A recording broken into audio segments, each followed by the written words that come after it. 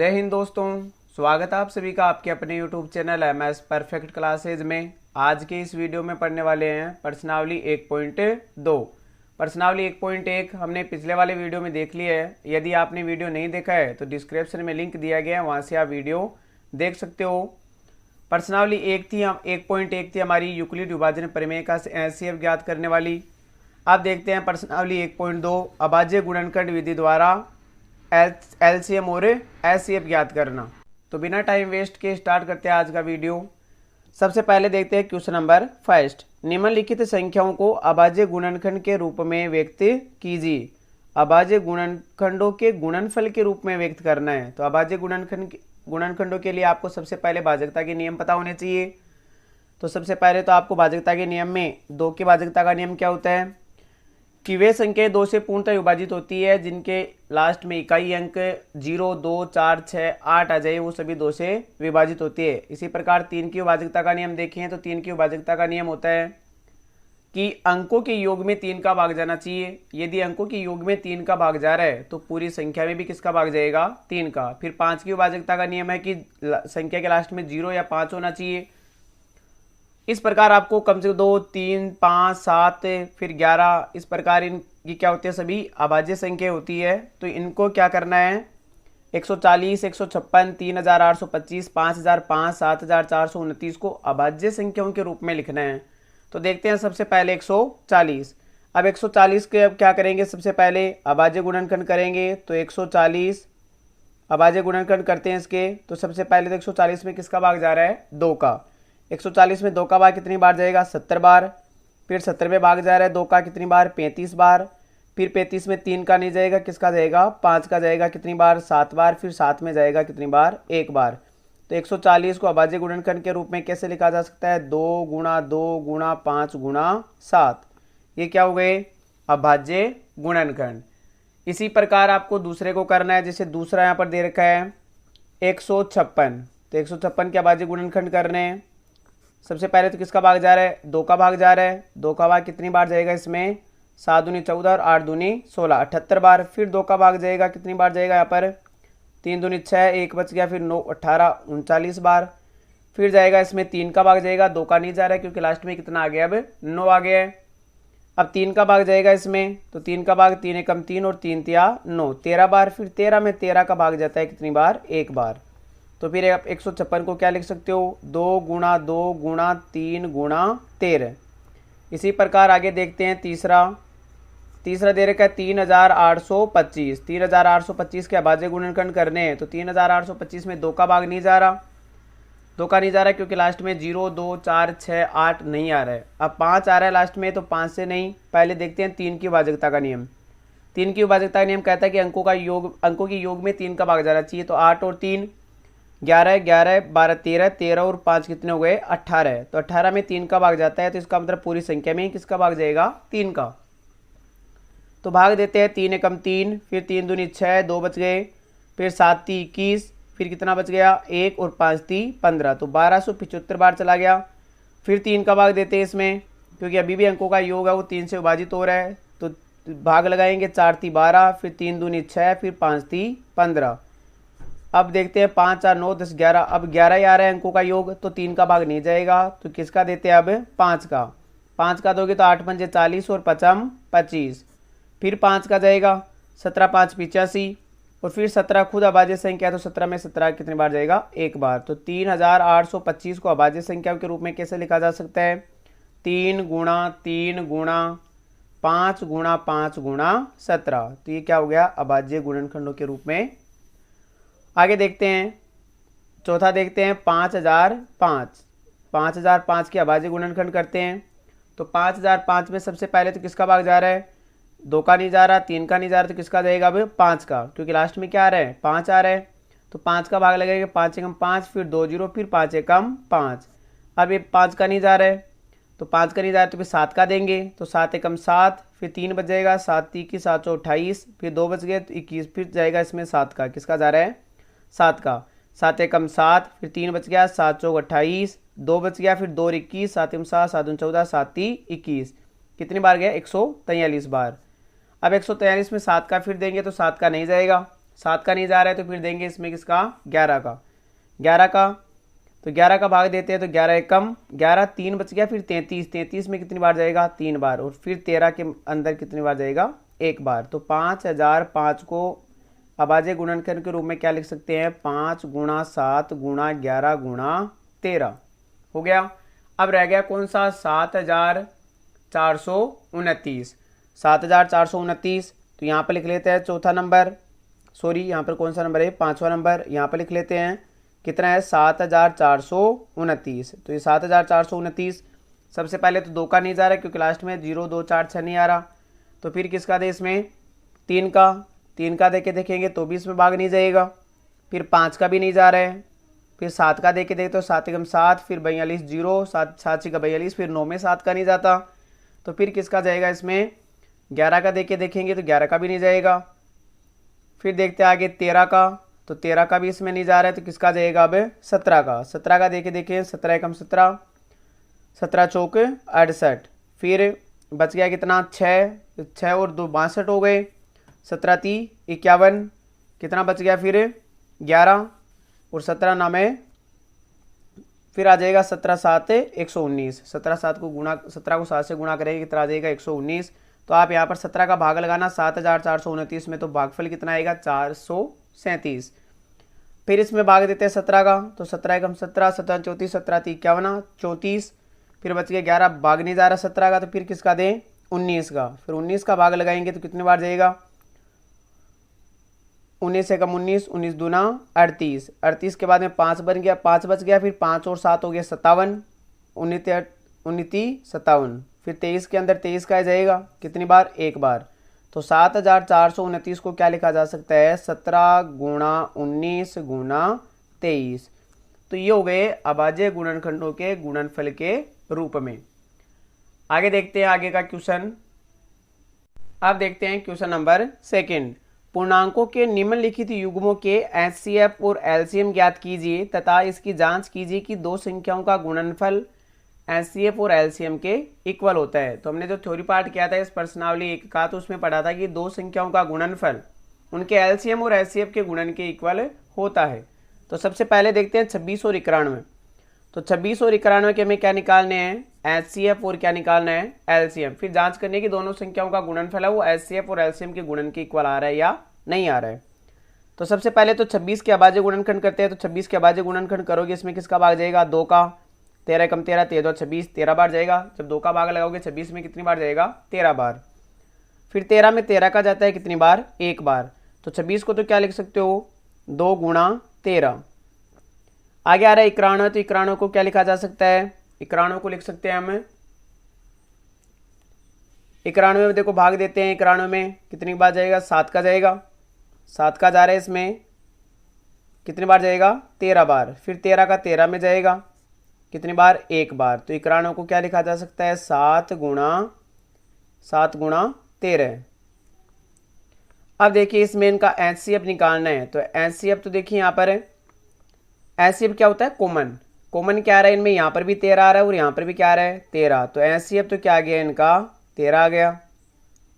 और इनका एलसीएम देखो कॉमन तो लेना ही है।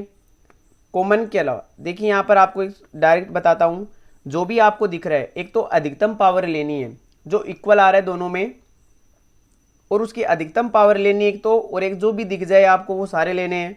तो इधर 13, यहाँ पर भी 13 आ रहा है तो सबसे पहले तो 13 आएगा ही। फिर यहाँ 2 दिख रहा है तो 2 भी आएगा, और इधर 7 भी दिख रहा है तो कौन आएगा, 7 भी आएगा। इनको गुणा कर देते हैं, 13 कम 13, 13 26, और 26 को गुणा करना है किससे, 7 से। तो 26 को 7 से गुणा करोगे तो कितना आ जाएगा, 2, और कितना आ जाएगा, 182।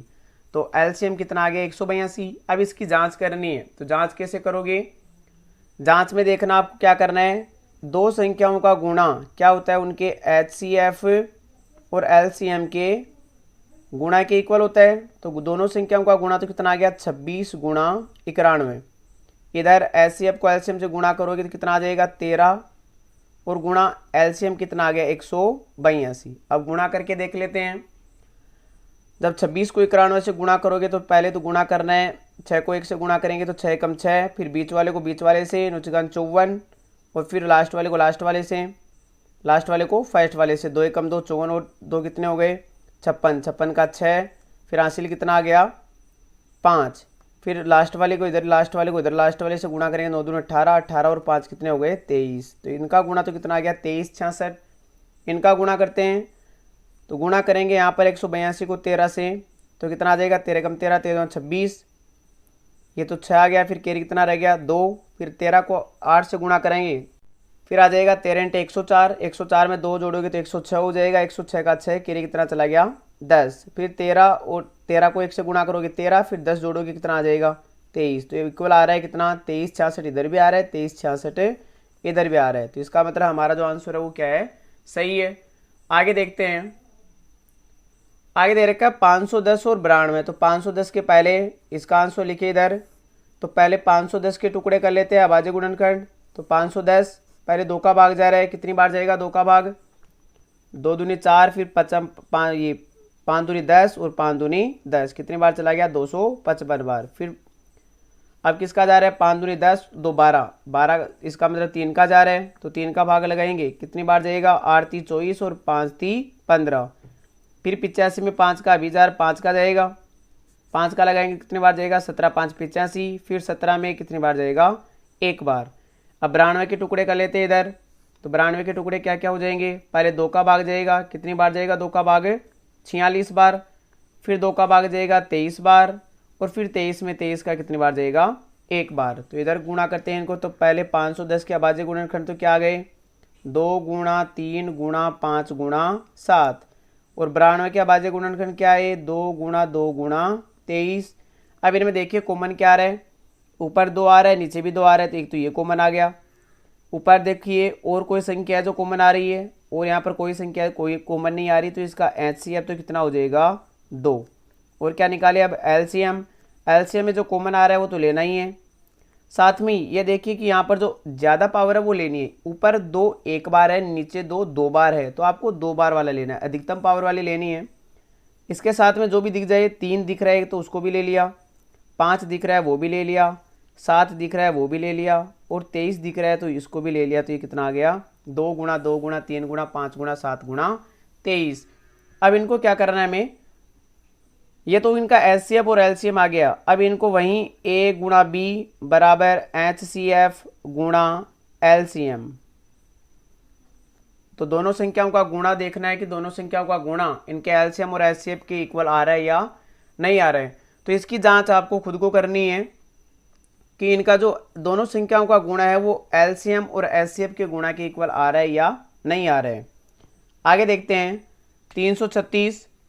तो सबसे पहले 336 के क्या करें, अभाज्य गुणनखंड करें। तो 336 के अभाज्य गुणनखंड करोगे तो पहले 2 का भाग जाएगा, 2 का भाग कितनी बार चला गया, 2 का भाग यहाँ पर है, ये हो गया 2 का 2 1 2 एकम 2, फिर 1 हो गया 6 दूनी 12, फिर 6 3 18, 6 दूनी 12, और ये हो गया 8 8 8 दूनी 16, तो कितनी बार गया 168 बार। फिर 2 का भाग लगाएंगे तो 8 दूनी 16 और 4 दूनी 8, फिर 2 का भाग लगाएंगे तो ये चला जाएगा 42 बार, फिर 2 का भाग लगाएंगे तो 21 दूना 42, फिर 3 का भाग लगाएंगे तो 7 बार, फिर 7 का भाग लगाओगे कितनी बार चला जाएगा 1 बार।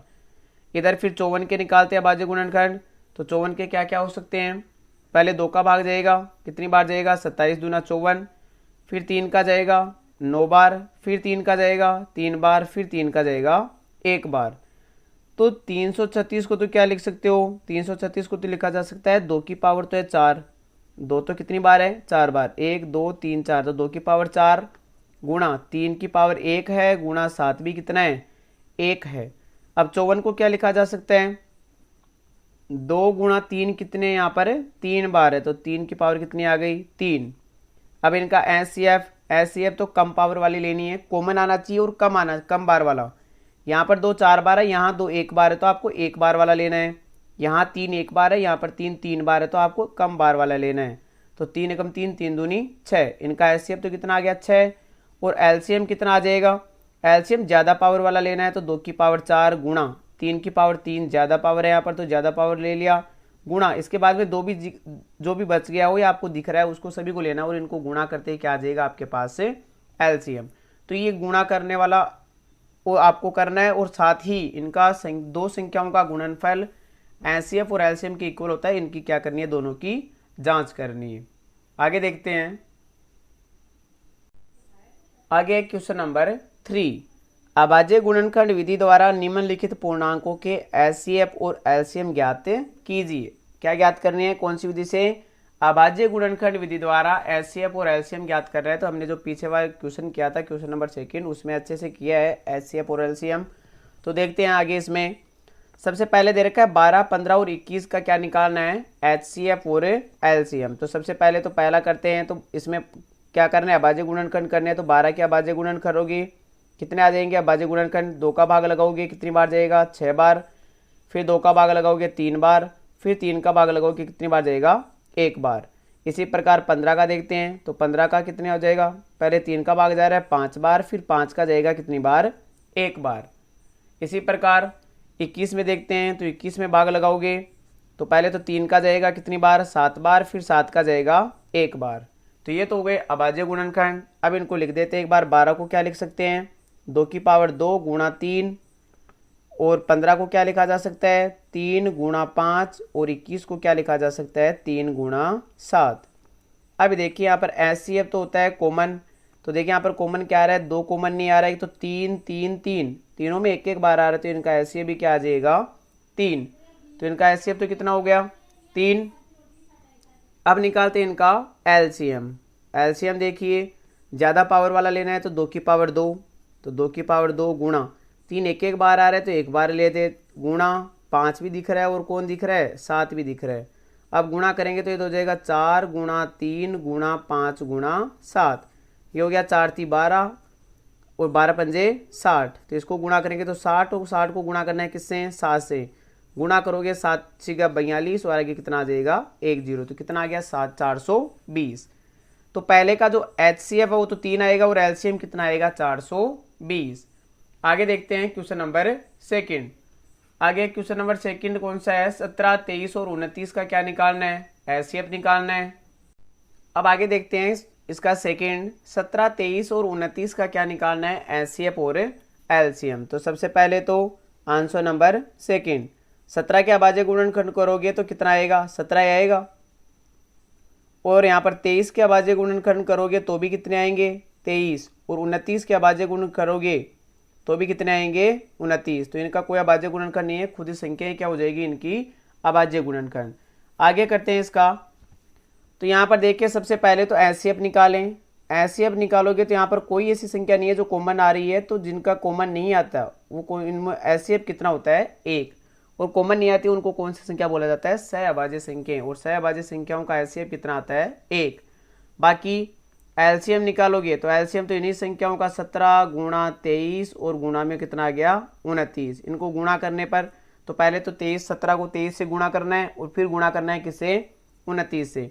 तो 17 को 23 से गुणा करते हैं, तो 23 को गुणा करना है किससे, 17 से। गुणा करें, 17 × 51 का 1 हासिल की 5, फिर 17 दूना 34, 34 और 5 कितने हो गए, 39। तो इनका तो कितना आ गया, 391। और 391 फिर गुणा करना है किससे, 29 से। गुणा करें, 9 × 9, फिर 9 × 81, 8, फिर 9 × 27, 27 और 8 कितने हो गए, 35। फिर गुणा करते हैं 2 से, तो 2 × 2, 9 दूनी 18 का 8 हासिल किए, 3 दूनी 6 और 1 7। अब गुणा जोड़ लेते हैं इनको, 9 फिर 3, 8 और 5 13 का 3 हासिल की 1, 7 और 10 और 1 11। तो कितना आ गया, 11,339। तो इनका जो एचसीएफ है वो कितना आ जाएगा, 11,339। तो ये तो हो गया एलसीएम, और ये हो गया इनका एचसीएफ। एचसीएफ 1 आएगा और एलसीएम कितना आएगा, 11,339। आगे देखते हैं 8, 9 और 25 का क्या निकालना है। 8, 9 और 25 का वही एचसीएफ और एलसीएम। तो सबसे पहले तो 3 नंबर का आंसर है। तो सबसे 8 का क्या लिखोगे, 8 के अभाज्य गुणनखंड तो क्या हो गए, 2 गुणा 2 गुणा 2। फिर 9 के अभाज्य गुणनखंड लिखोगे तो कितना आएगा, 3 गुणा 3। और इसी प्रकार 25 के अभाज्य गुणनखंड लिखोगे तो कितना आएगा, 5 गुणा 5। तो सबसे पहले तो एचसीएफ निकालें। तो एचसीएफ में ऐसी संख्या जो कॉमन आ रही है, तो ऐसी कोई संख्या नहीं है जो क्या आ रही हो, कॉमन आ रही है। ऐसी कोई संख्या नहीं है जो कॉमन आ रही है। यहाँ पर 2 आ रहे लेकिन इनमें नहीं आ रहा, इनमें 3 आ रहा है तो ऊपर नीचे 3 नहीं आ रहा, यहाँ 5 आ रहा है तो ऊपर 5 नहीं आ रहा। तो जहाँ पर कोई कॉमन नहीं आता वहाँ पर तो कौन आता है, एक। तो इनका एचसीएफ तो कितना हो गया, एक। एचसीएफ तो कितना हो जाएगा इनका, एक।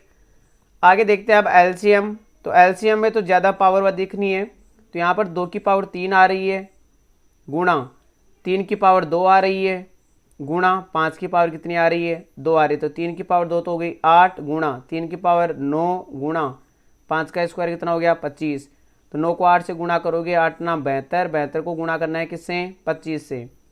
तो 25 दूना 50 का 0 हासिल की 5, फिर 25 को 7 से गुणा करोगे तो 25 संत 175, 175 को 5 से गुणा करोगे कितना आ जाएगा 180। तो कितना आ जाएगा इसका 1800। 1800 तो क्या आ जाएगा इसका एलसीएम, और एक क्या आ गया एचसीएफ। इस प्रकार आप अभाज्य गुणनखंड विधि द्वारा एचसीएफ और एलसीएम ज्ञात कर सकते हो। आगे देखते हैं। अब स्क्रीन पर क्वेश्चन नंबर 4। एचसीएफ की 306 और 657 का एचसीएफ है 9 दिया गया है, तो इनका एलसीएम ज्ञात कीजिए। हमने एक फॉर्मूला पढ़ा था कि दो संख्याओं का गुणा उनके एचसीएफ और एलसीएम के गुणा के इक्वल होता है। तो यहाँ पर दोनों संख्याओं का गुणा तो कितना आ जाएगा 306 गुणा 657 बराबर एचसीएफ के नीचे एलसीएफ रख देते हैं, कितना 9 दे रखा है, और एलसीएम हमसे पूछा है तो एलसीएम इधर रह जाएगा। अब एलसीएम का मान निकालना है, 9 इधर गुणा में कहाँ चला जाएगा, भाग में। तो 306 गुणा 657 और इसमें भाग दे देंगे किसका, 9 का। अब 9 के पारे से काट देते हैं, तो 9 × 27 और 9 चौक 36, 9 × 27 और 9 चौक 36, 34 बार कट गया। अब 34 को गुणा करना है किससे, 657 से। 34 को गुणा करेंगे किससे, 657 से।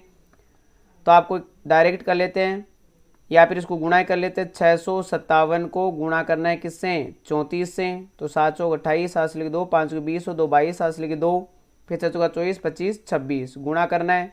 7 21 का 1, 8 से लिख 2, 5 15, 17 का 7, 8 से लिख 2, 6 18, 19 20 जोड़ लेते हैं। 8 3 6 12, 13 का 3, हासिल की 1, फिर 3 और 2 कितना आ गया 23,338। तो इनका एलसीएम कितना आ गया 23,338।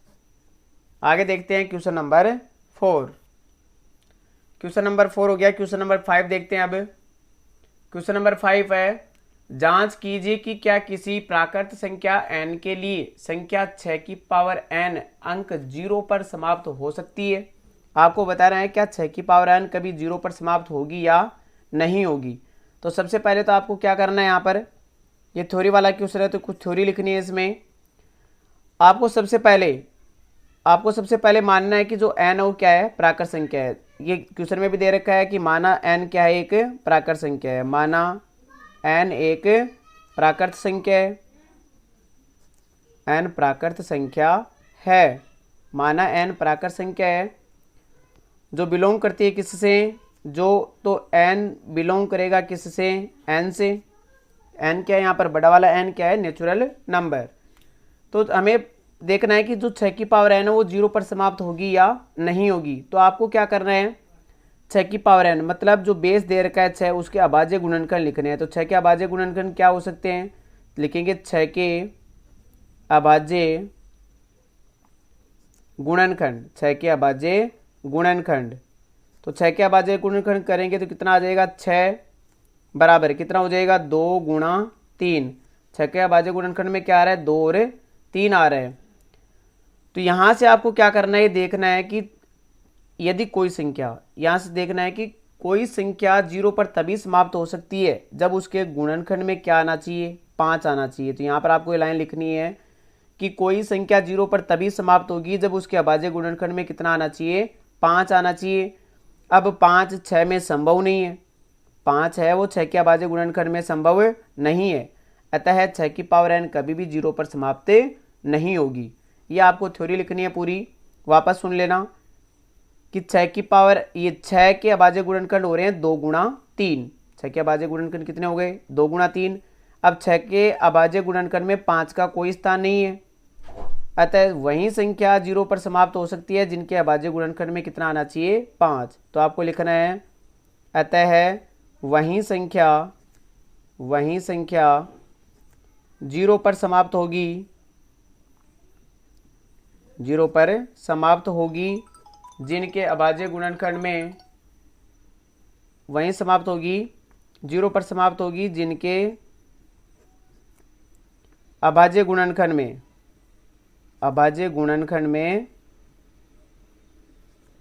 में 5 आना चाहिए, 5 आना चाहिए। वही संख्या 0 पर समाप्त होगी जिसके अभाज्य गुणनखंड में 5 आना चाहिए या 5 हो। तो 6 में 5 है नहीं, तो इसका मतलब है कि ये कभी भी 6 की पावर n, अतः 6 की पावर n के अभाज्य गुणनखंड में 5 है नहीं, अतः 6 की पावर n कभी 0 पर समाप्त नहीं होगी, अतः 6 की पावर n कभी भी 0 पर समाप्त नहीं होगी। तो वापिस याद रखना, वही संख्या 0 पर समाप्त होगी जिनके अभाज्य गुणनखंड करने पर अभाज्य गुणनखंड कम से कम कौन आना चाहिए, 5 आना चाहिए। 5 नहीं आ रहा है इसमें, तो 5 नहीं आ रहा है तो ये कभी भी 0 पर समाप्त नहीं होगी। आगे देखते हैं क्वेश्चन नंबर 6। व्याख्या कीजिए कि 7 गुणा 11 गुणा 13 प्लस 13 और 7 गुणा 6 गुणा 5 गुणा 4 गुणा 3 गुणा 2 गुणा 1 प्लस 5 भाज्य संख्याएं हैं। तो इनको भाज्य संख्या दर्शाना है। तो भाज्य संख्याओं के लिए आपने क्या पढ़ा था, आधारभूत प्रमेय क्या पढ़ी थी, अंकगणित की आधारभूत प्रमेय में हमने पढ़ा था कि एक भाज्य संख्या को अभाज्य संख्याओं के गुणनफल के रूप में लिखा जा सकता है।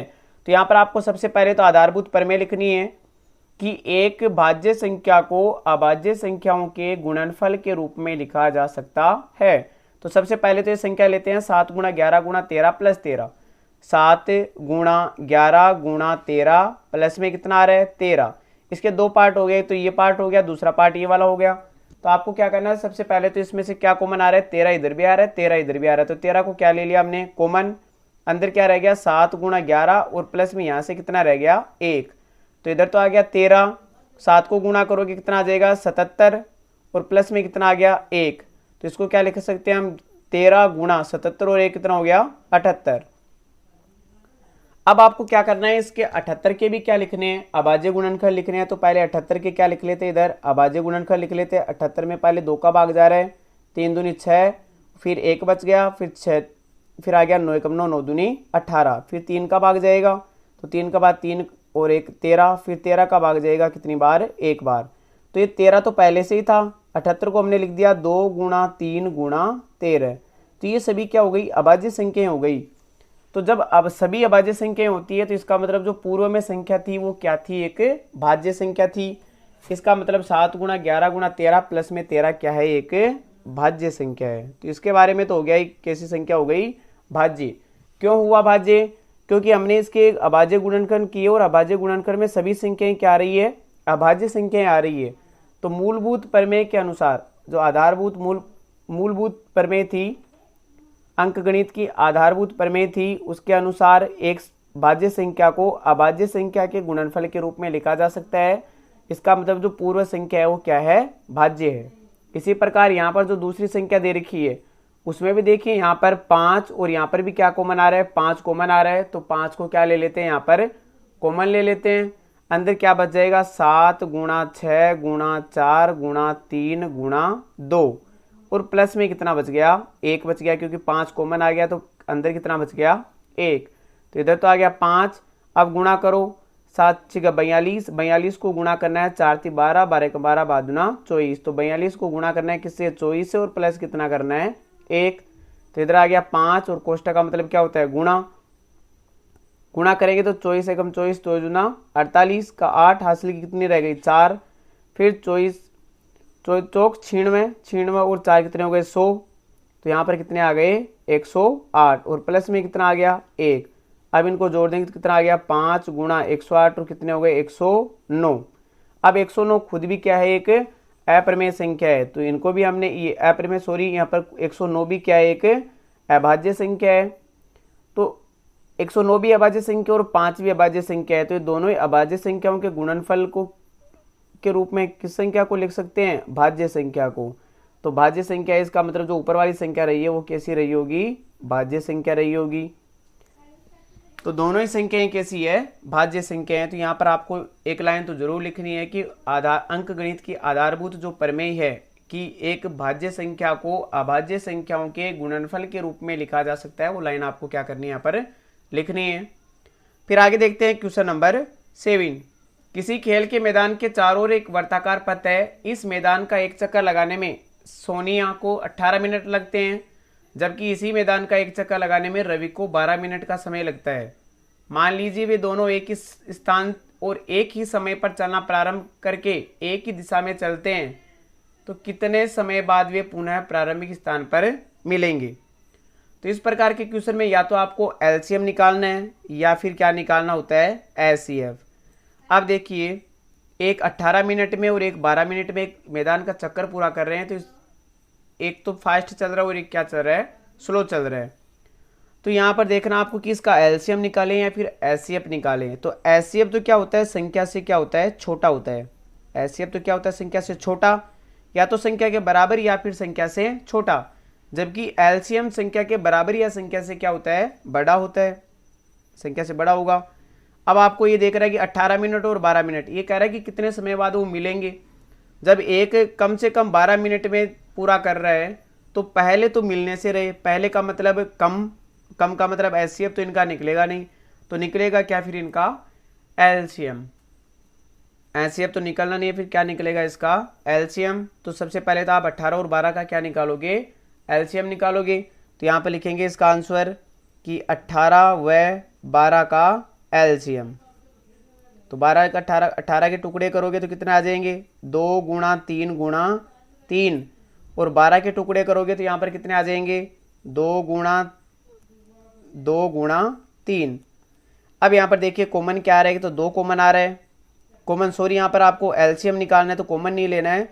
पहले तो आपको 2 आ रहा है, तो गुणा 3 है वो 2 बार आ रहा है, तो 3 को ले लिया, तो 3 दूनी 3 तो 9 और 9 1 9, 9 दूनी 18।